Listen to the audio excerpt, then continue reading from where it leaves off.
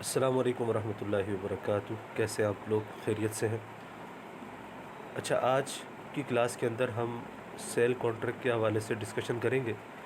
Previous class में हमने Islamic law of contract के हवाले से पढ़ा था और उसमें आपको बताया गया था कि कॉन्ट्रैक्ट के हवाले से इस्लामिक लॉस क्या हैं, उसके कंपोनेंट्स क्या हैं एक कॉन्ट्रैक्ट के, और उसके साथ साथ उनकी जो कंडीशंस हैं वो भी हमने लास्ट क्लास में डिस्कस की थी।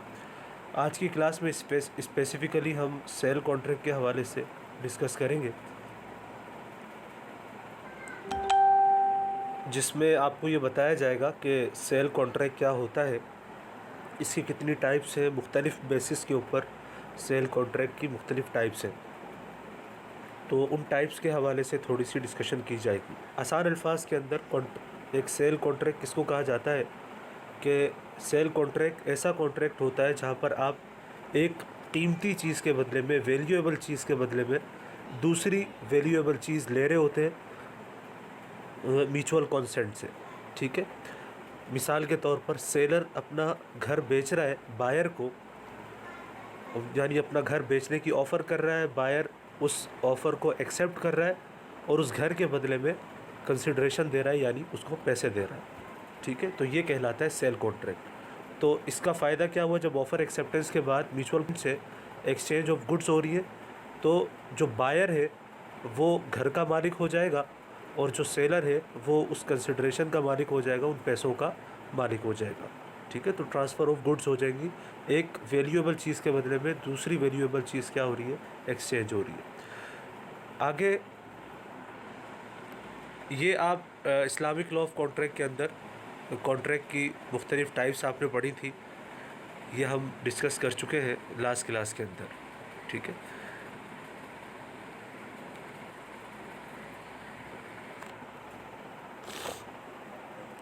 आगे हम सेल कॉन्ट्रैक्ट की मुख्तलिफ़ टाइप्स को ज़िक्र कर रहे हैं। यहाँ पर पहली टाइप है जो कि सेल कॉन्ट्रैक्ट की है एक्सचेंजिंग एंटिटीज़ के हवाले से, यानी दो चीज़ें जो एक्सचेंज की जा रही होती हैं उनकी बेसिस के ऊपर तीन टाइप्स हैं सेल कॉन्ट्रैक्ट की। सबसे पहले, या तो आप पैसों के बदले में पैसे एक्सचेंज कर रहे होंगे, मनी टू मनी एक्सचेंज हो रहा होगा, या मनी टू कमोडिटी एक्सचेंज हो रहा होगा, या कमोडिटी टू कमोडिटी एक्सचेंज हो रहा होगा। ठीक है, अगर मनी टू मनी एक्सचेंज हो रहा है तो ये देखा जाएगा कि मनी टू मनी एक्सचेंज के अंदर गोल्ड और सिल्वर का अगर एक्सचेंज हो रहा है तो ये बेसर्फ कहलाती है, और अगर मनी टू मनी एक्सचेंज फ्लूस की शक्ल में हो रहा है, यानी करेंसी की शक्ल में हो रहा है, तो ये बेउल फ्लूस कहलाती है। ठीक है, इसी तरीके से अगर मनी टू कमोडिटी एक्सचेंज हो रहा है ये, तो ये नॉर्मल सेल है, कॉमन सेल है कि हम पैसों के बदले में कोई चीज़ ले लेते हैं। और तीसरा जो तरीक़ा है एक्सचेंज ऑफ गुड्स का, वो कमोडिटी टू कमोडिटी एक्सचेंज कर रहे होते हैं कि जहाँ पर दोनों तरफ कमोडिटीज़ होती हैं। मिसाल के तौर पर घर के बदले में गाड़ी ले ली या मोबाइल के बदले में लैपटॉप ले लिया, तो ये कहलाता है कमोडिटी टू कमोडिटी एक्सचेंज, और इसको अरबिक टर्म के अंदर इसको बेउल मुकायज़ा कहा जाता है। ठीक है, तो ये तीन टाइप्स है कि जो एक्सचेंजिंग एंटिटीज़ के हवाले से हैं सेल कॉन्ट्रैक्ट की। अच्छा, यहाँ से जो सेल कॉन्ट्रैक्ट की डिस्ट्रीब्यूशन की गई है वो प्रॉफिट और लॉस की बेसिस के ऊपर की गई है कि या तो सेलर अपना प्रॉफिट और लॉस बायर के सामने डिस्क्लोज़ करेगा या नहीं करेगा। अगर सेलर अपना प्रॉफिट और लॉस डिस्क्लोज़ नहीं करता, अनडिस्क्लोज़ छोड़ देता है बायर के सामने, तो ये कहलाता है बेउल मुसावमा। यानी फ़र्ज़ करें कि मैं सेलर हूँ, आपने मुझसे कोई गाड़ी ख़रीदी, तो मैंने आपको बस कॉस्ट बता दी कि ये गाड़ी जो है 20 लाख की है, और उसमें मैंने आपको ये डिस्क्लोज़ नहीं किया कि मुझे इसमें प्रॉफिट हो रहा है या लॉस हो रहा है। ठीक है, लेकिन अगर सेलर अपना प्रॉफिट और लॉस डिस्क्लोज़ कर देता है, बायर के सामने बता देता है कि मुझे इसमें इतना लॉस हो रहा है, या मुझे इसमें इतना प्रॉफिट हो रहा है, या मुझे इसमें कोई प्रॉफिट नहीं हो रहा, कोई लॉस नहीं हो रहा, बल्कि जितने की मैंने ख़रीदी है उतने की ही मैं आपको बेच रहा हूँ, तो इन बेसिस के ऊपर मुख्तलिफ़ टाइप्स बन जाती हैं सेल कॉन्ट्रैक्ट की। तो अगर सेलर बायर से ये कहता है कि मैं आपको अपनी एक्चुअल कॉस्ट के ऊपर इस गाड़ी को बेच रहा हूँ, यानी जो मैंने जिस कीमत के ऊपर गाड़ी ख़रीदी है उसी कीमत के ऊपर मैं गाड़ी आपको बेच रहा हूँ, तो ये कहलाती है बेउत तौलिया। ठीक है। और अगर सेलर ये कहता है बायर को कि मैं आपको प्रॉफिट के साथ ये गाड़ी बेच रहा हूँ और ये गाड़ी मैंने ख़रीदी है 20 लाख रुपए की और मैं आपको बेच रहा हूँ 22 लाख रुपए की, तो एक तरीके से सेलर ने अपना जो प्रॉफिट है वो डिस्क्लोज़ कर दिया बायर के सामने और उसको ये बता दिया कि 2 लाख रुपए मैं आपसे प्रॉफिट ले रहा हूँ। तो ये कहलाता है बेउल मुराबहा। और अगर सेलर अपना लॉस डिस्क्लोज़ कर दे बायर के सामने और ये कहे कि भाई गाड़ी तो मैंने 20 लाख की दी थी लेकिन मैं आपको 18 लाख की बेच रहा हूँ, नुकसान के साथ बेच रहा हूँ, यानी ये कहे कि मेरी एक्चुअल कॉस्ट जो है वो ज़्यादा है और मैं आपको कम प्राइस के ऊपर बेच रहा हूँ, तो ये कहलाती है बेउल वज़िया। यानी इसमें अपने नुकसान को वो बायर के सामने बयान कर देता है। ठीक है, क्लियर है। आगे देखिए, आगे जो सेल कॉन्ट्रैक्ट की एक और डिस्ट्रीब्यूशन की गई है, मुख्तलिफ़ टाइप्स को बयान किया गया है। ये टाइम ऑफ पेमेंट और डिलीवरी ऑफ गुड्स के हवाले से डिस्ट्रीब्यूशन है कि आप पेमेंट कब करेंगे गुड की और आपको गुड्स कब मिलेंगी, चीज़ कब डिलीवर होगी, इस हवाले से ये मुख्तलिफ़ टाइप्स हैं सेल की। तो इसमें देख लीजिए कि 4 टाइप्स बन सकती है कि या तो आप दोनों चीज़ें यानी पेमेंट और डिलीवरी स्पॉट पर कर रहे हो, दोनों चीज़ें आप स्पॉट के ऊपर यानी एक हाथ से लेकर दूसरे हाथ में दे रहे हो, यानी मैंने आपको गाड़ी बेची और आपने मुझे उसी वक्त क्या कर दिए, पैसे दे दिए, तो इसको कहा जाता है कैश सेल। ठीक है, hand to hand on the spot आप ये एक्सचेंज कर रहे होते हैं और इसी को बे मुतलक भी कहा जाता है। ठीक है। दूसरा है both payment and delivery are deferred, कि दोनों चीज़ें क्या हो रही है, डेफर्ड बेसिस के ऊपर हो रही है, कि दोनों चीज़ें उधार हैं, यानी आप मुझे चीज़ भी बाद में देंगे और मैं आपको पैसे भी बाद में दूंगा, तो ये कहलाती है फ्यूचर सेल और इसको बेउल काली बिलकाली भी कहा जाता है। Payment on the spot and delivery is deferred, ये तीसरी टाइप है कि जहाँ पर आपको पेमेंट तो स्पॉट पर दी जा रही हो, फ़ौरन दी जा रही हो, लेकिन आप चीज़ डिलीवर करेंगे बाद में यानी फ्यूचर के अंदर। तो चूँकि आप पेमेंट इसके अंदर स्पॉट पर कर रहे होते हैं इसलिए इसको एडवांस सेल कहा जाता है और इसी को बेउल मुअज्जल भी कहा जाता है, यानी आइन के साथ बेउल मुअज्जल। ठीक।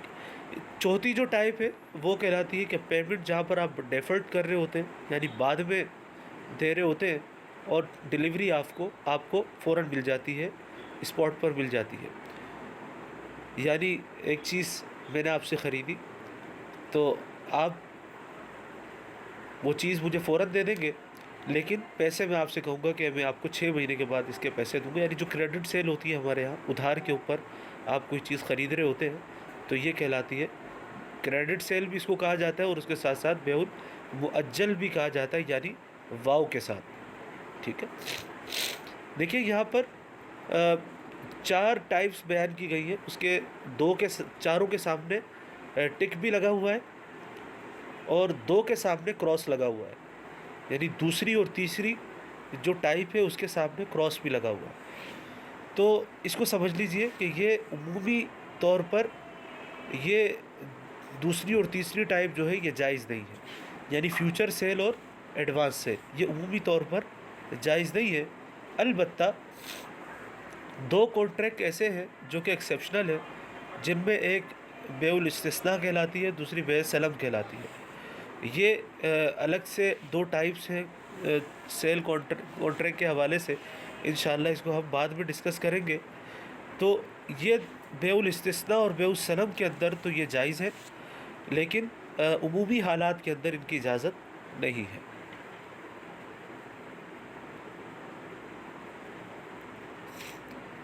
आगे देखिए, सेल कॉन्ट्रैक्ट की एक और डिस्ट्रीब्यूशन की गई है कि सेल कॉन्ट्रैक्ट आया जायज़ है या नाजायज़ है। इस हवाले से सेल कॉन्ट्रैक्ट की 4 टाइप्स हैं। पहली जो टाइप है वो वैलिड सेल की है, जिसको बेउ सही कहा जाता है, कि जिसमें किसी किस्म की कोई ख़राबी मौजूद ना हो, जितने भी कंपोनेंट्स हैं कॉन्ट्रैक्ट के वो अपनी शराइत समेत एग्जिस्ट करते हों, उसमें किसी किस्म की कोई ख़राबी मौजूद ना हो। दूसरी जो टाइप है वो वैलिड सेल है लेकिन डिसलाइक है, यानी इसको बेउल मकरूह भी कहा जाता है। यानी नॉर्मल हालात में देखें तो उस कॉन्ट्रैक्ट के अंदर कोई ख़राबी नहीं है, लेकिन किसी शरीयत के हुक्म की वजह से उसके अंदर ना कराहत आ गई हो, शरीयत ने उसको पसंद ना किया हो। जैसे सेल आफ्टर अज़ान जुम्मा है कि अगर कोई शख्स जायज़ कारोबार कर रहा है, मिसाल के तौर पर सब्ज़ी बेच रहा है कोई, या दूध बेच रहा है, या इसी तरीके से कोई और हलाल काम कर रहा है, तो आम हालात के अंदर तो इसमें कोई ख़राबी नहीं है। लेकिन अज़ान जुम्मा के बाद बेचना, कुरान करीम के अंदर अल्लाह ताला ने एक आयत को ज़िक्र किया है, या अय्युहल्लज़ीना आमनू इज़ा नूदिया लिस्सलाति मिन यौमिल जुमुअति फसाउ इला ज़िक्रिल्लाहि व ज़रुल बैअ, कि ईमान वालों जब तुम्हें जुम्मे की तरफ बुलाया जाए तो जुम्मे की तरफ दौड़ो, अल्लाह के ज़िक्र की तरफ दौड़ो, व ज़रुल बैअ, और ख़रीद व फ़रोख्त को छोड़ दो। तो देखिए, वैसे तो जो जायज़ कारोबार है वो आप किसी भी वक्त कर सकते हैं, लेकिन अज़ान जुम्मा के बाद काम करने की रिस्ट्रिक्शन शरीयत की तरफ से दे दी गई। इस वजह से अगर कोई शख्स अज़ान जुम्मा के बाद कारोबार करेगा, ख़रीद व फ़रोख्त करेगा, तो वो गुनाहगार होगा। तो ये जायज़ कारोबार है, लेकिन इसके अंदर शरीयत के एक हुक्म होने की वजह से कराहत आ गई है कि इस वक्त के बाद जो है ये काम ना किया जाए। और फिर जब जुम्मे की नमाज़ ख़त्म हो जाए तो जुम्मे की नमाज़ के बाद फिर इंसान जो है वो दोबारा से अपने कारोबार का आगाज़ कर सकता है। इसी तरीके से सेल आफ्टर होर्डिंग ये ज़ख़ीरा अंदोज़ी है कि जिसमें एक शख्स ज़ख़ीरा कर लेता है, लेकिन चूँकि इसमें लोगों का नुकसान है, इस वजह से शरीयत ने इसको पसंद नहीं किया। इसी तरीके से sale by intervention of a third party why two are negotiating, दो लोग नेगोशिएट कर रहे हैं किसी कॉन्ट्रैक्ट के अंदर, किसी मामले के अंदर उनकी बातचीत चल रही है, तो तीसरा आकर अगर उसमें मुदाखलत करेगा, इंटरफेयर करेगा, तो शरीयत इस बात को नापसंद करती है। ठीक है, तो दो लोगों के दरमियान इंटरफेयर नहीं करना चाहिए, यहाँ तक कि उनकी बात या तो बन जाए या ख़त्म हो जाए, उसके बाद आप अपना मामला कर सकते हैं। लेकिन दो लोगों के दरमियान मुदाखलत करना ये भी शरीयत में पसंदीदा नहीं है। अच्छा, तीसरी जो टाइप है वो डिफेक्टिव सेल कहलाती है, कि जिसमें कॉन्ट्रैक्ट के अंदर कोई ऐसी शर्त लगा दी जाती है जिसकी वजह से कॉन्ट्रैक्ट जो है वॉइड हो रहा होता है, इनवैलिड हो रहा होता है, और अगर उस शर्त को हटा दिया जाए तो आपका कॉन्ट्रैक्ट जो है वो सही हो जाएगा। मिसाल के तौर पर मैंने आपको गाड़ी बेची और उसके साथ ये शर्त लगा दी कि भाई गाड़ी तो मैं आपको बेच रहा हूँ, लेकिन महीने में एक दिन जो है इस गाड़ी को मैं इस्तेमाल करूँगा। तो देखिए कि ये गाड़ी बेचने के बाद मेरी मिल्कियत से निकल चुकी है, अब मेरा इख्तियार इस गाड़ी के ऊपर कोई नहीं। तो मैं जो शर्त लगा रहा हूँ, ये शर्त क्या है? ये शर्त फासिद है। अगर इस शर्त को हटा देंगे तो आपका कॉन्ट्रैक्ट सही हो जाएगा, अगर ये शर्त मौजूद रहेगी तो आपका कॉन्ट्रैक्ट सही नहीं होगा। ठीक है, इसी तरीके से चौथी जो टाइप है वो कहलाती है वॉइड, यानी बातिल।